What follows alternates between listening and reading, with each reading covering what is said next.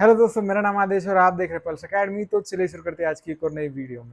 तो आज की जो वीडियो आने वाली है वो हमारी होने वाली है थायराइड ग्लैंड की रिगार्डिंग। जो थायराइड ग्लैंड है हमारा, वो एक इंपॉर्टेंट लॉन्ग क्वेश्चन है जो कि आपका आता है हेड एंड नेक एनाटमी में, राइट। तो हेड एंड नेक में जो इंपॉर्टेंट लॉन्ग क्वेश्चन है वो है आपका थायराइड ग्लैंड। तो इस वीडियो में हम थायराइड ग्लैंड के बारे में सारी चीज देखते हैं। तो राइट, तो इस पार्ट के हम दो पार्ट करेंगे, पार्ट 1 एंड पार्ट 2। पार्ट 1 तक हम रिलेशन तक पढ़ेंगे और रिलेशन के बाद की चीजें हम पार्ट 2 में पढ़ते हैं, राइट। तो चलिए शुरू करते हैं। सबसे पहले देखते हैं कि थायराइड ग्लैंड क्या है। तो thyroid gland it is an largest endocrine gland of the body.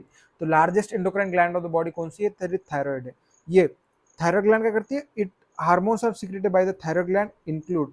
अब कौन कौन से जो हार्मोन होते हैं वो थायराइड ग्लैंड सीक्रेट करती है? तो triiodothyronine that is called as T3 and T4 that is called as tetraiodothyronine, right. तो ये दो हार्मोन जो होती है वो थायराइड ग्लैंड सीक्रेट करती है, राइट। इतनी सारी चीजें होगी। अब उसके बाद जो एक और हार्मोन सीक्रेट करती है दैट इज कॉल्ड एज कैल्शिटोनिन। तो थायराइड ग्लैंड कौन कौन से हार्मोन सीक्रेट करती है? एक तो हो गया आपका T3, एक हो गया आपका T4 एंड दूसरा हो गया कैल्शिटोनिन, राइट। तो ये जो तीन हार्मोन है ये थायराइड ग्लैंड आपका सीक्रेट करती है। इतना समझ में आया? उसके बाद अब ये जो थायराइड ग्लैंड के फंक्शंस क्या क्या होते हैं? तो तीन मेजर फंक्शंस होते हैं थायराइड ग्लैंड के। It regulate the basal metabolic rate, right. The thyroid gland होती है वो रेगुलेट करती है basal metabolic rate, stimulate the psychosomatic growth of the body, play an important role in the calcium metabolism, right. तो ये तीन चीजें बॉडी करती है। इतना समझ में आया आपको? बेसल मेटाबॉलिक रेट को मैं रेगुलेट करना, stimulate psychomotor growth of the body, play important role in calcium metabolism, right. तो इतना समझ में आया। उसके बाद सबसे बाद हम देखते हैं स्पेशल फीचर्स। तो स्पेशल फीचर्स के जो थायराइड ग्लैंड होती है उसके चार फीचर्स होते हैं मेन। तो फर्स्ट फीचर क्या होता है? It is an only endocrine gland which is located superficially in the body, right. तो एक में ऐसी ग्लैंड होती है जो कि आपकी लोकेटेड होती है superficially in the body and accessible for the physical examination पे भी ये एसेबल हो सकती है, राइट। तो उसके बाद it is an only endocrine gland that depends on the external environment for raw material such as iodine to synthesize its hormone, right. तो ये एक्सटर्नल एनवायरनमेंट पे डिपेंड करती है किसके लिए? इसके सिंथेसिस ऑफ द हार्मोन। जैसे कि आयोडीन इसकी रिक्वायरमेंट होती है वो आता है बाहर से, राइट। तो जब तक आयोडीन नहीं आएगा तब तक हार्मोन सीक्रेट नहीं होगा। तो उस तरीके से जो होता है तो वो एक्सटर्नल एनवायरनमेंट पे डिपेंड करता है। तीसरी चीज, it is an only endocrine gland which does not pour its hormone into blood immediately after the formation but stores and release in the blood for the use when it's required।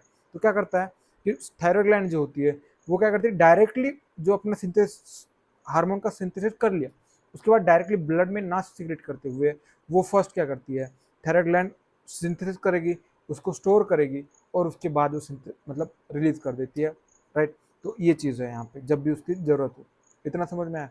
उसके बाद it is one of the organ of the body having very rich blood supply, right. तो ये जो होता है उसमें बहुत rich blood supply भी उसको होता है, राइट। ये चीज हो गई। उसके बाद हम देखते हैं लोकेशन। तो थायराइड ग्लैंड कहाँ लोकेटेड होती है? तो thyroid gland is located in the lower part of the front and side of the neck opposite to the, right, in the lower part of the front and side of the neck, यहाँ पे opposite to the C5 C6 C7 and T1। तो इन जो होते हैं cervical vertebral and thoracic, तो इसके यहाँ पे होता है, राइट। तो यहाँ पे अगर आपको मैं डायग्राम में दिखा दूँ तो ये जो थायराइड ग्लैंड होती है तो ये यहाँ पे मतलब अगर इसमें आ रहा है C5 C6 C7 तो ये जो होता है तो ये यहाँ प्रेजेंट होती है। इतना समझ में आया? तो ये पीछे जो होता है तो अगर थायराइड ग्लैंड देखोगे तो आप यहाँ पे C5 C6 C7 C8 ये पीछे रहेगा यहाँ पे, तो इसके आगे जो रहती है थायराइड ग्लैंड रहती है।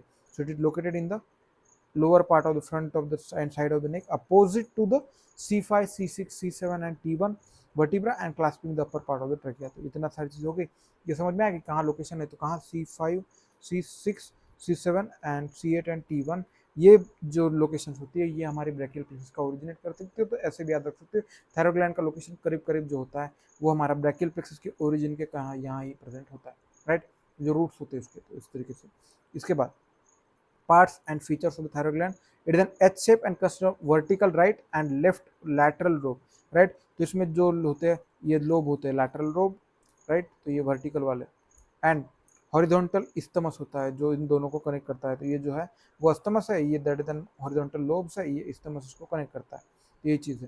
connecting them and across the midline. Sometimes a small pyramidal lobe projects upward from the isthmus, usually to the left or midline. Not infrequently, it connected to the body of the hyoid bone, and it is called a fibrous fibromuscular biofibrous fibromuscular bone, तो called है levator glandular thyroid की।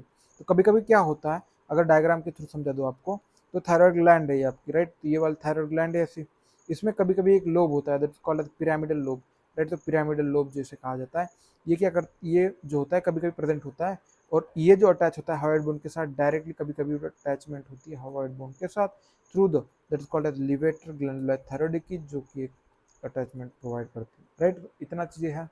इसके बाद parts, each lateral lobe of the gland extend upward to the oblique line of thyroid cartilage and below up to the fifth and sixth tracheal ring, right। तो oblique line of thyroid cartilage तक ये present होती है, right, and नीचे तक कहाँ तक होती है, below up to the fifth and six tracheal ring. तो fifth and six tracheal rings के यहाँ तक ये प्रेजेंट होती है, राइट। उसके बाद isthmus extend across the midline in front of the second, third and fourth tracheal ring।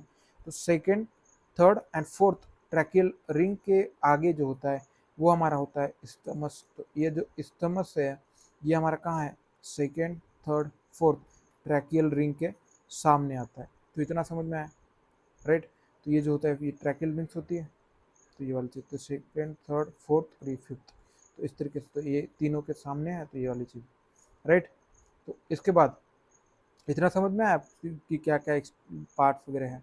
उसके बाद देखते हैं वेट एंड डायमेंशन। तो weight and dimension, thyroid gland weighs about 25 gram. तो थायरॉइड ग्लैंड जो होती है वेट करती है 25 ग्राम, एंड उसका वेट जो होता है 25 ग्राम होता है। Each lobe of the thyroid gland it 5 centimetre long, 3 centimetre wide and 2 centimetre thick, that's called as 5:3:2। तो इसमें अगर आपको ये है, तो अगर ये आपका थायरॉइड का एक लोब है, ये isthmus से कनेक्टेड है, और दूसरा लोब है, तो इसकी जो ये वाली लेंथ है ये आपकी होगी 5 सेंटीमीटर, ये वाली जो विड्थ होगी ये होगी आपकी 3 सेंटीमीटर, और ये जो होगी एंट्रोपोस्टीरियर, तो जो थिकनेस होगी वो होगी 2 सेंटीमीटर, राइट। तो इसमें ये क्या आ गया, 5:3:2:1, मतलब ये, तो 5 centimetre long, 3 centimetre wide, 2 centimetre thick. इतना समझ में आया। अब इसके बाद thyroid gland is usually larger in females and the further increase in size during the menstruation and pregnancy और मेंस्ट्रुएशन के दौरान जो थायराइड ग्लैंड की साइज होती है वो बढ़ती है, राइट। इतनी सारी चीज़ें समझ में आए। उसके बाद हम देखते हैं कैप्सूल। तो थायराइड ग्लैंड जो होती है which is invested by two capsule, that is inner true and outer false capsule, right. जो थायराइड ग्लैंड होती है वो कवर की जाती है कैप्सूल के थ्रू, जो इसकी जो इनर होती है ट्रू होती है, एंड आउटर जो होती है वो फॉल्स कैप्सूल होती है, राइट। जो ट्रू कैप्सूल होती है it is formed by the peripheral condensation of the fibrous stroma of the gland, right। तो ट्रू कैप्सूल जो बनती है peripheral condensation of the fibrous stroma of the gland, and false capsule जो बनती है it is derived from the splitting of the pretracheal fascia, right। तो true capsule किससे बन रही है, the peripheral condensation of fibrous stroma of the gland, and जो false capsule बनती है वो हमारी splitting of the प्रीट्रैकियल फेशिया जो होता है, डीप सर्वाइकल फेशिया, तो उससे बनता है, राइट। उसके बाद जो फॉल्स कैप्सूल है जो कि प्रीट्रैकियल फेशिया से बनती है, उसके कुछ फीचर्स होते हैं। तो फीचर्स क्या क्या हो सकते हैं, it is thin along the posterior border of the lateral lobe. तो लैटरल लोब का जो होता है, जो पोस्टीरियर बॉर्डर होता है वहाँ पे वो थिन होता है, and thick on the medial surface of the lateral lobe, right. तो यहाँ पे जो क्या कह रहा है, तो लैटरल लोब का पोस्टीरियर बॉर्डर जो होता है वो थिन होता है, बट थिक होता है हमारा medial surface of the lateral lobe पे, ये थिक होता है। तो इतनी सारी चीज़ें आगे। उसके बाद the trace above the pretracheal fascia after including thyroid gland, it is attached to the oblique lines of the thyroid cartilage and the body of the thyroid bone and midline। तो ये इतना सारा चीज़ इसमें कुछ है नहीं ऐसा।